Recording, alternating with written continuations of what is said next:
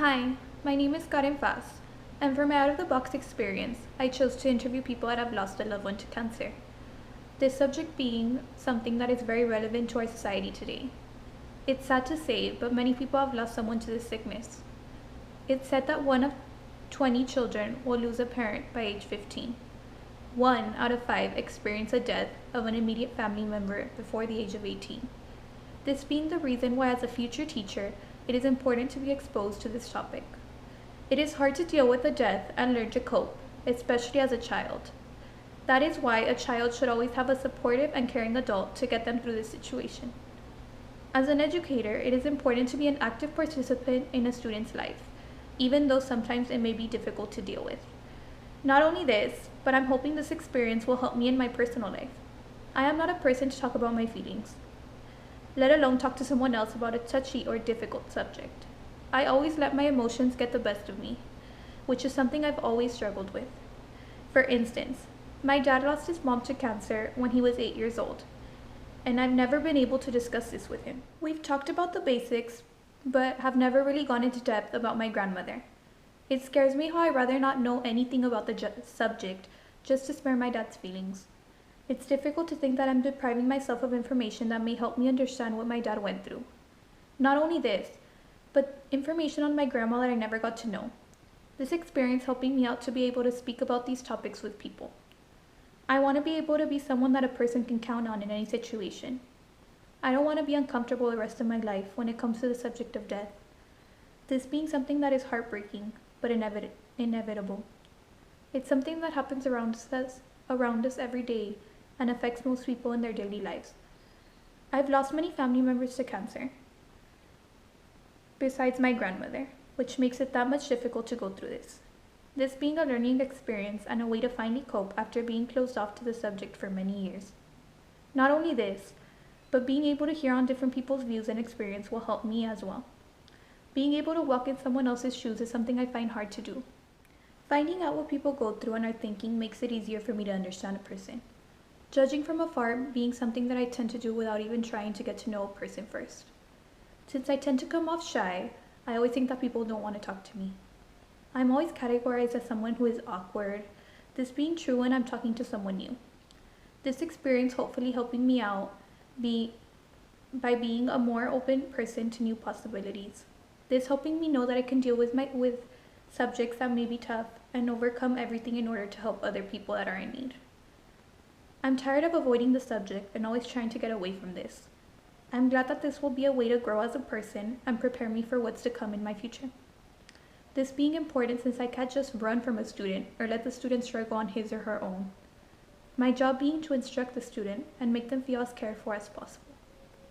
I can't go through life as a closed person that is full of self-deprivation. I'm glad that I'm being forced into getting out of my comfort zone and seeing who I can set out to be. With this being said, I am ready to begin this eye-opening experience. My name is Andrea Gonzalez. I'm 17 years old and I was 12. My name is Delcia Vidaurri. I am 42 years old and my father passed away when I was 28. Cesar Faz, my current age is 48 years old, and I was 8 years old when my loved one passed away. My name is Celia Martinez. I'm 71 years old, and I was 67 years old when my father died.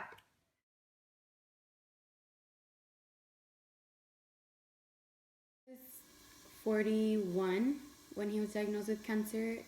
It was malignant melanoma. He was my father, an excellent father, and he was, I believe he was 67. He never liked to say his age, so he was 67, and it was multiple myeloma, a type of bone cancer. It was my mother, and she was diagnosed with leukemia, and she passed away when she was 33 years old. He was my father, very great, dear father to me, and he had colon cancer.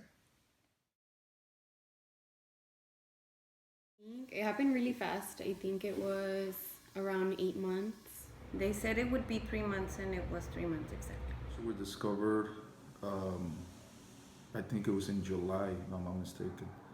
And she passed away 3 months later. Passed away. 6 years. Well, since I was a young teenager, not even yet a teenager, I was 12. My parents kept me kind of away from the reality of what was happening, so I was never really given that much details. But I mean, it was sad because I knew what was happening, but you know, it wasn't the same as what my mom was going through because she was more involved. For some time, we didn't know it was the cancer.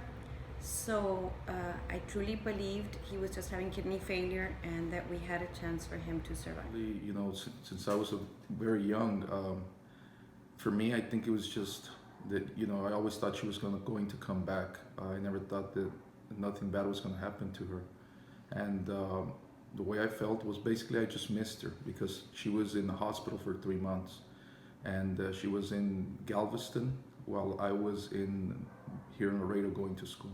He didn't receive any treatment for the first 5 years, only the last year, and it was very hard for him and for us. Thing that I remember specifically, I was in 7th grade. I was a volleyball player, and the first thing that I started to notice, the first thing that I started to notice was my parents would always be at my volleyball games, and then, you know, they stopped going because they would be out of town or they weren't able to go. So it was kind of hard going through that and not having the support from them at my games, and at some of my school events he wasn't able to go. But other than that, I mean, my life went on as normal. My parents, you know, tried for everything to be as normal as possible for me and my sister. This daughter, she was 5, and Rebecca was 1, and it was very hard to be able to be with the kids and with my father during his medical treatments, but we did it all. Because like I said, I had to live with my grandparents at the time, and because they were the ones that were taking care of me and my sister. It wasn't that difficult because we were used to being with them a lot, but you know, I missed my mother tremendously. We had to take him to the treatment center, and we have to be with him more than when he was healthy. And he depended on me and my sister for his treatment to accompany him. But we did it with love and affection, and actually he was very strong through this. He never complained, so we just lived through it.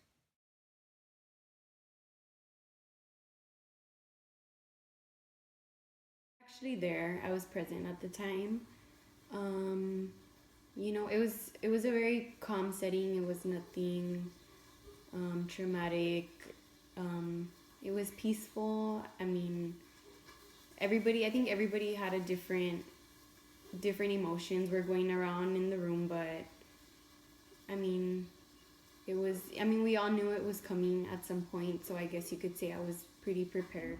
We were there with him. We were there with him all the time, and he died at the house. And he actually waited for my eldest daughter to go home, which was in front of his house. We lived as neighbors, and he passed away right there in front of me. It was very hard, but I knew he needed to go. Yes, we had gone up to Galveston because actually that was the day my mother was going to be released from the hospital, and my uncle had picked me up at school, and we went up to Galveston to actually pick her up. My parent was over there and my grandparents were there as well. So when I arrived, I saw everybody was crying and I couldn't understand why. And that's when my father told me what had happened. And emotions, basically, you know, it was all, for me, it was more like a dream. I couldn't believe what had happened, and I was really sad. But mostly I could understand why God had taken her from me. It was in the very early in the morning. The nurse called me, and I hurried to his house, but he was already gone when I got there, and I was very sad that I couldn't be with him in his last moments.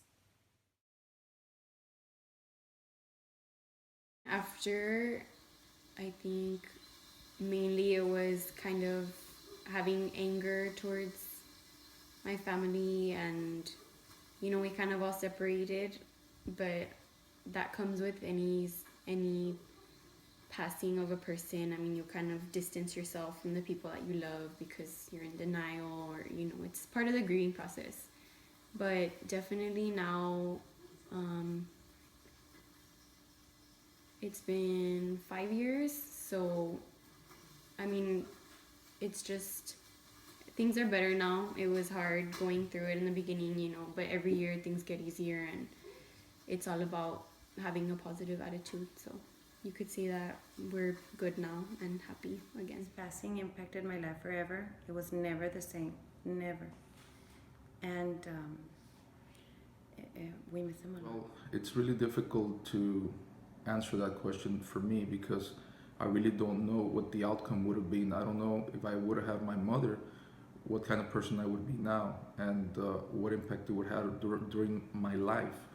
God has a purpose for everyone, and I believe that for me, that I think He's helped me along the way. So that's I can't say anything about that.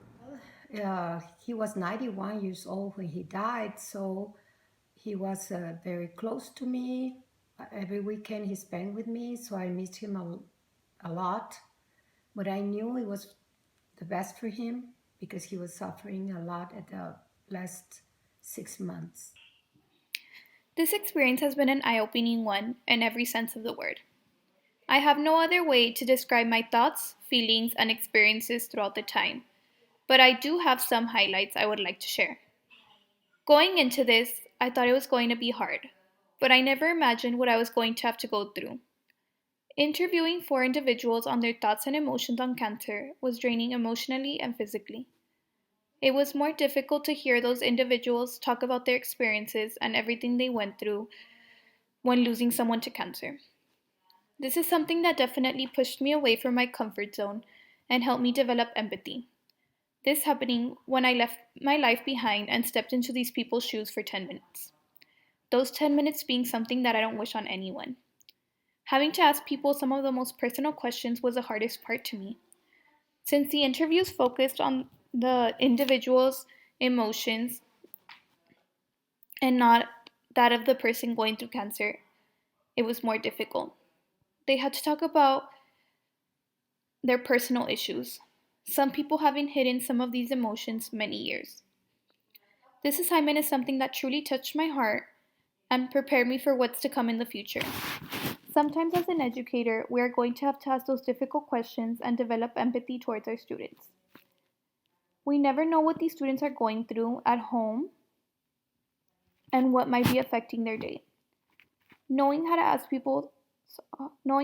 about people's hardships and emotions is something that is difficult but worth it. You get to know the person 1,000 times better and get to realize what is going on in their life. As an educator, it is always important to ask the right questions at all times.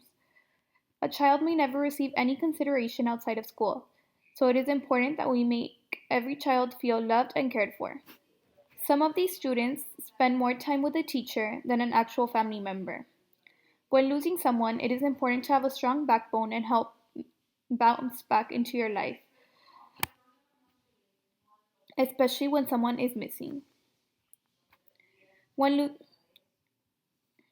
As seen in the interview, it doesn't matter if you are 8 or 68 when you lose a loved one. It hurts all just the same. That's why it is important to be prepared as an educator, parent, friend, and family member for this type of situation. It's sad, but death is inevitable, and people have to be aware that we are here to help others, especially when it comes to difficult situations or in times of need. This video is a call, a plea, for everyone to ask questions when you realize something is wrong. Help others overcome the emotions they are going through. Help save a life.